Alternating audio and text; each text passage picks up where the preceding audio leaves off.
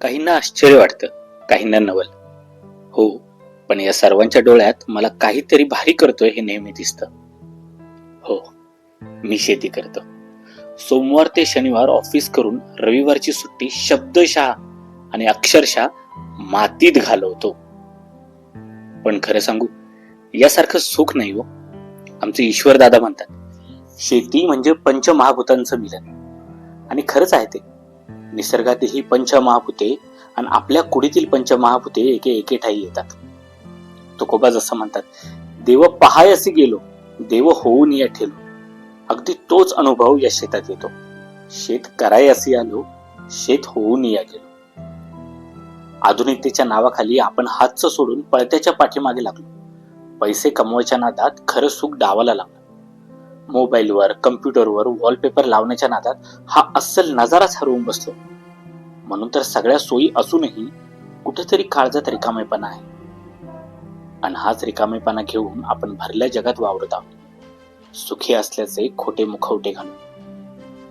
कोणतीही गोष्ट घडली तरी आधी स्टोरी किंवा स्टेटसला ठेवण्याच्या नादात त्या गोष्टीचा आनंदही उपभोगत नाही.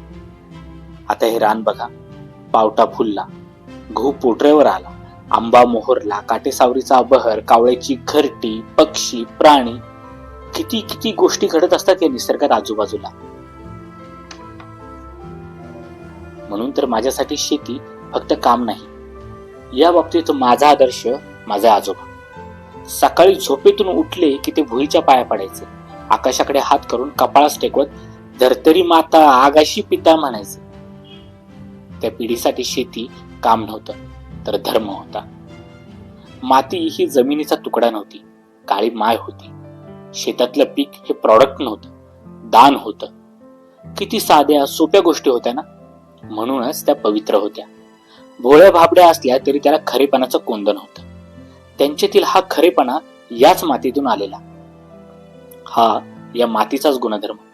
ज्याने आपली मुळं मातीत रुजवली, या मातीने त्याची वाढ आकाशापर्यंत केली. पण 30 सेकंदाच्या रील्स स्क्रोल करणारं आपलं मन असं एका जागी बांधणं फार अवघड हो. असा वाईच बस की देवावानी, उगच का आधीची माणसं म्हणायची. खरंच चालणाऱ्या मनाला एका ठाई आणलं पाहिजे.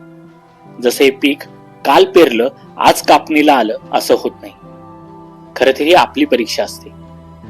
कष्टाची तर असतेच, पण त्याहून महत्वाची संयमाची. कारण झटपट व्हायरल होण्याच्या ट्रेंडमध्ये लोक नको ते करत सुटलेत.